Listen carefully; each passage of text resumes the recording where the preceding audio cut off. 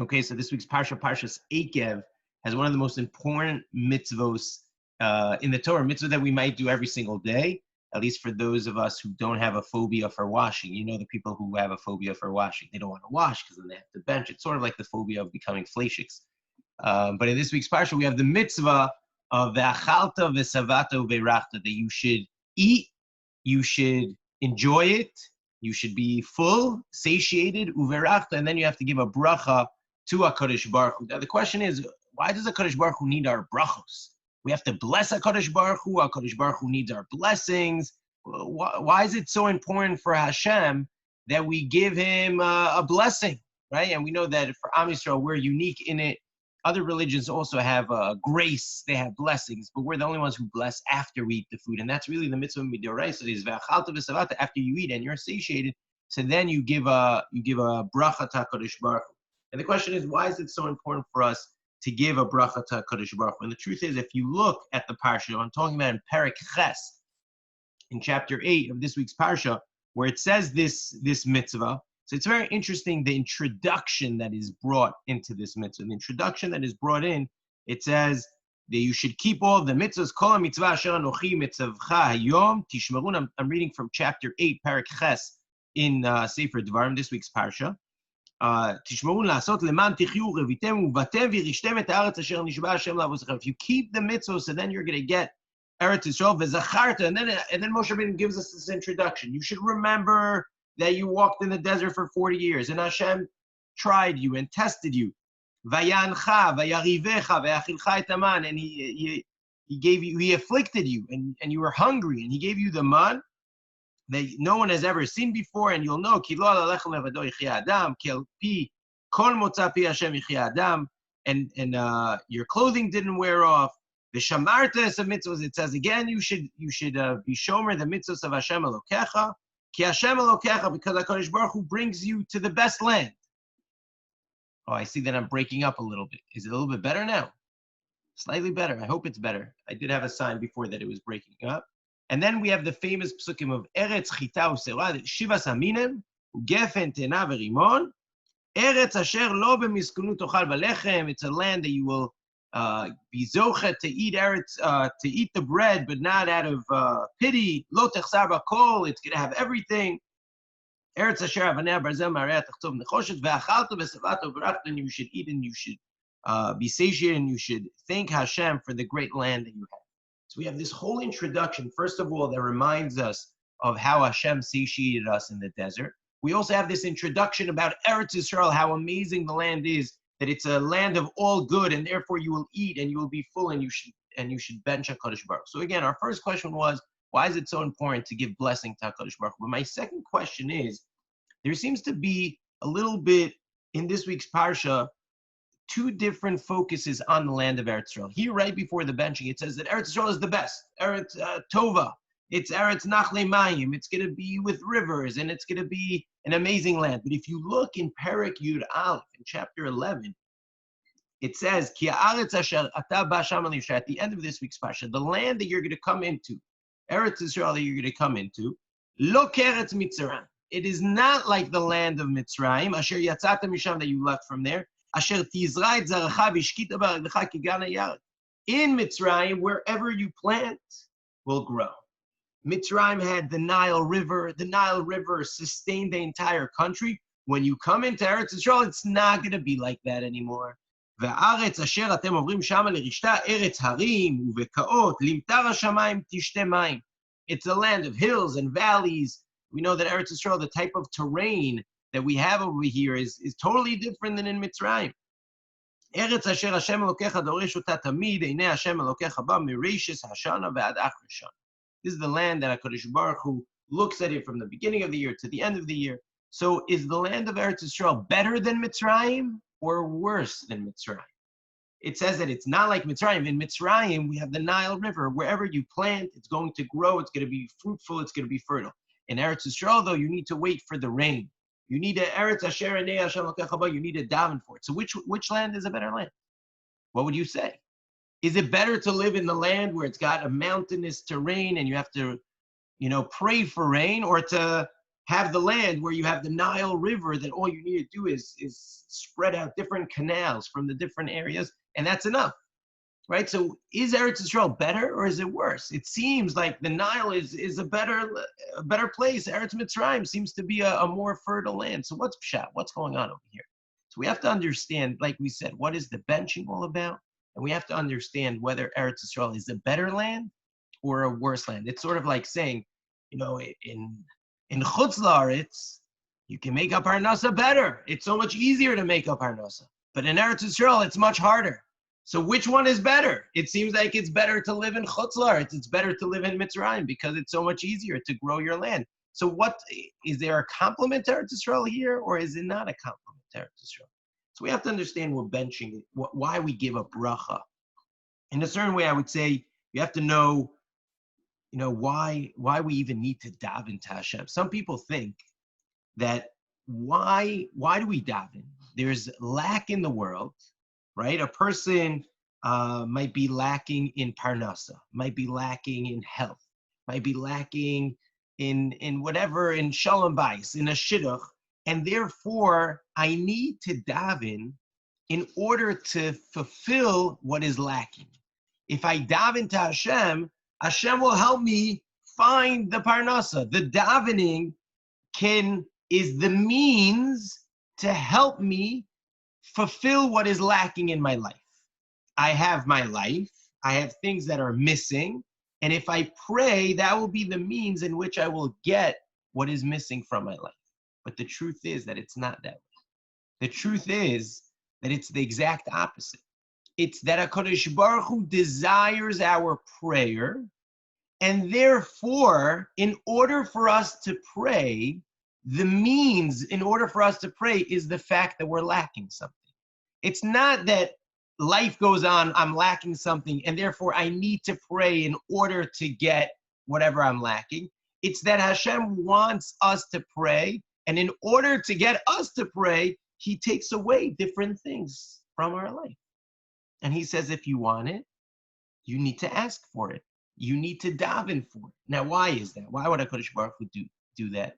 Because what's most important for HaKadosh Baruch Hu in this world, and in a certain way, what's most important for us, is the relationship with HaKadosh Baruch Hu. We speak about this all the time, that it's really all about a relationship with HaKadosh Baruch Hu. And this is something actually that we learn from the Gemara in Yuma, Daf Ayin Vav, 76. The Gemara says, they asked Talmidim of Rabbi Shimon Bar Yochai, they asked him, why did the man come down every single day? Why didn't it come once every 40 years? And then everyone has their piece of man and you could eat from it.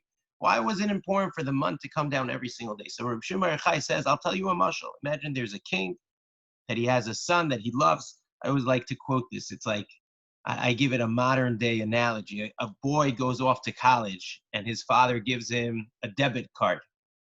And the debit card, he fills it up once a month. That's when it runs out, and you have to refill it up. So how often is the kid calling his father? Right? The kid will call his father once a month. He'll be like, "Hey, Dad, how's it going? Next week I have some things, and I'm going with the guys on a special thing. I need some extra cash. If you mind filling up that debit card again, just add in a little bit more this time."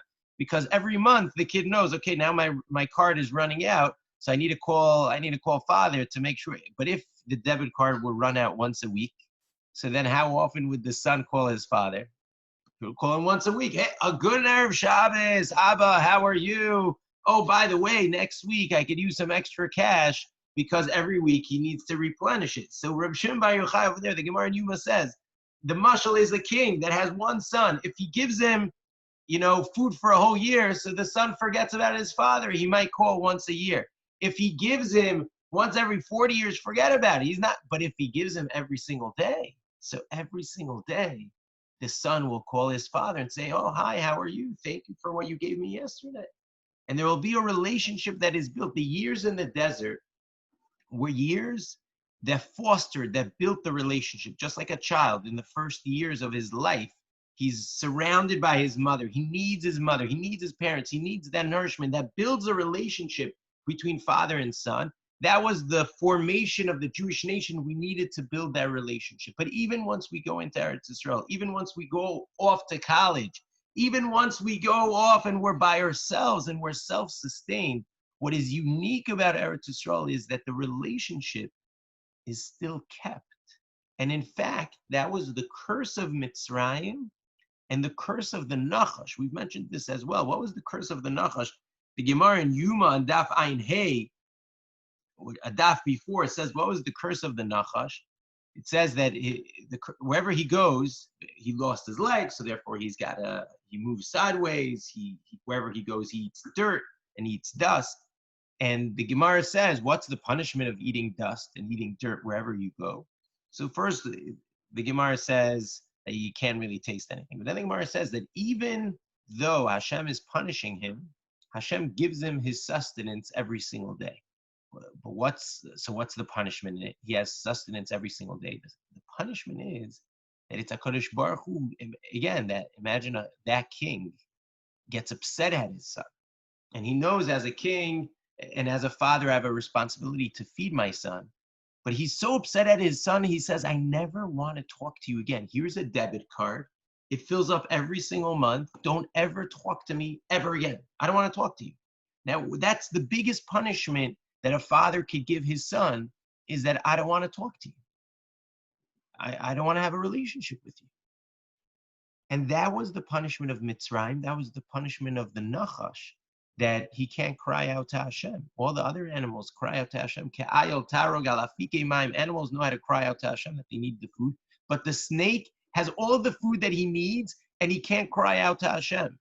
And that is what Mitzrayim is all about. And Eretz Yisrael is low Eretz Mitzrayim. Mitzrayim was, you have the Nile River. You don't need to turn up to Hashem. You don't need HaKadosh Baruch Hu in your life. You have everything over here. I got this myself. I have the kishuf. I have even when they wanted spirituality, they created it themselves. They had all the sustenance. But when you come into Eretz Yisrael, Hashem says, this is the land. The lesson of the man will continue.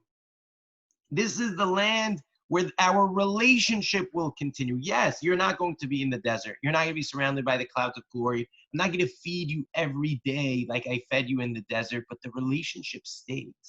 And therefore, it's going to be a land that you need to pray and ask for rain. And HaKadosh Baruch Hu says, I create that reality. I give you things that are hard in your life so that you will pray, so that you will have the relationship with me. People ask me, oh, why should I move to Eretz Yisrael? Parnasa is harder. And I say, yes, it is harder. But you know what's greater? Your relationship with HaKadosh Baruch Hu. Parnasa is harder. But your relationship with HaKadosh Baruch Hu grows stronger. Because you need HaKadosh Baruch Hu in your life much more, because things are harder. And you live that, and your children see that, and your grandchildren see that, and your whole community lives that way. That's what Eretz Yisrael is all about. That is the bracha. That's why this parsha starts off by telling us the bracha of Achalta v'Savato Bracha, that this land is amazing. It has everything, because it does have everything. And the truth is, because it rains, when we have that strong relationship, the blessing is not just in the valleys.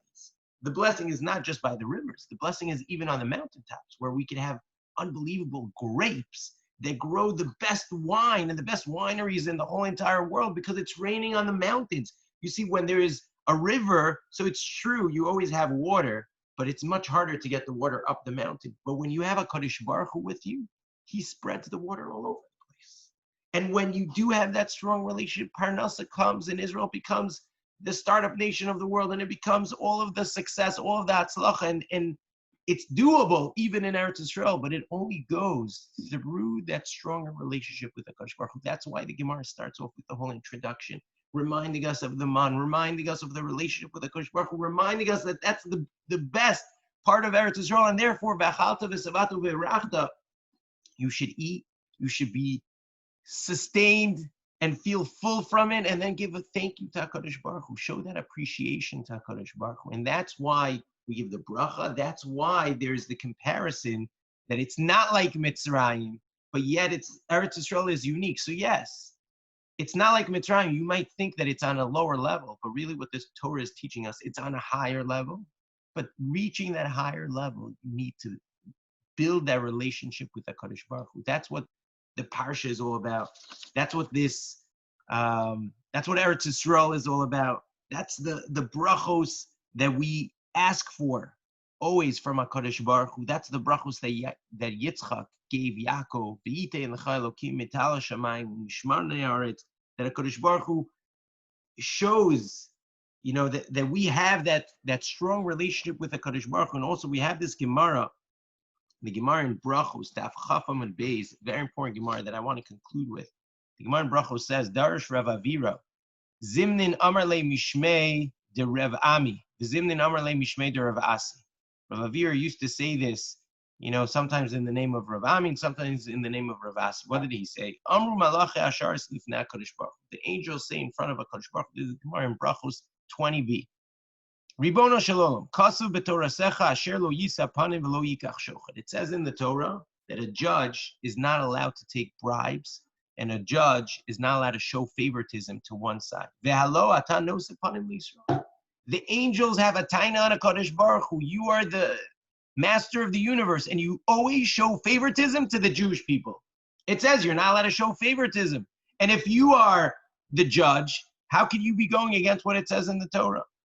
Dichtiv, how do we know that Hashem shows favoritism to us? What does it say by Birchas Kohanim?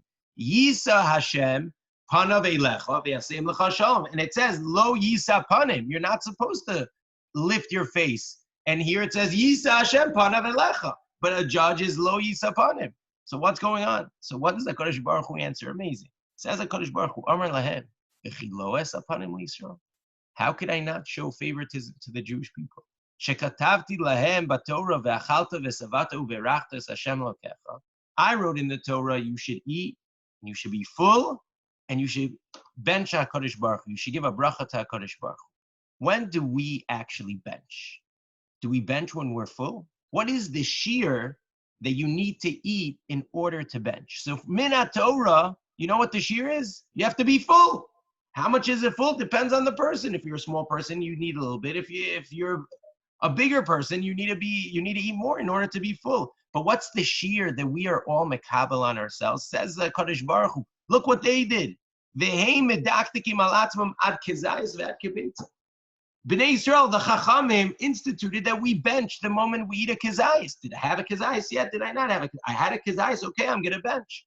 The moment I have a kezayis, I'm going to bench. What's so special about that is because that we're not eating, right? We're not benching because we ate.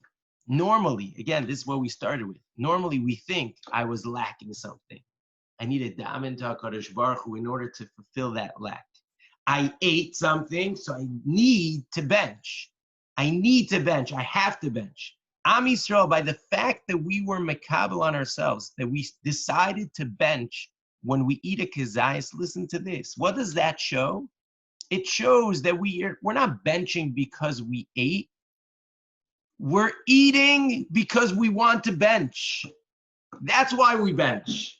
We decided to bench even when we eat a kezayis because we realize that we want to have that relationship with HaKadosh Baruch Hu, and therefore we're eating. Therefore we stop and we eat. That's why, by the way, it's important to, even people who don't eat wheat. My wife doesn't eat so much wheat, right? So she doesn't wash so much during the week. But on Shabbos, I say the whole point of why we're washing and why we're eating bread is so that we can have that relationship with HaKadosh Baruch Hu, so that we can bench HaKadosh Baruch Hu.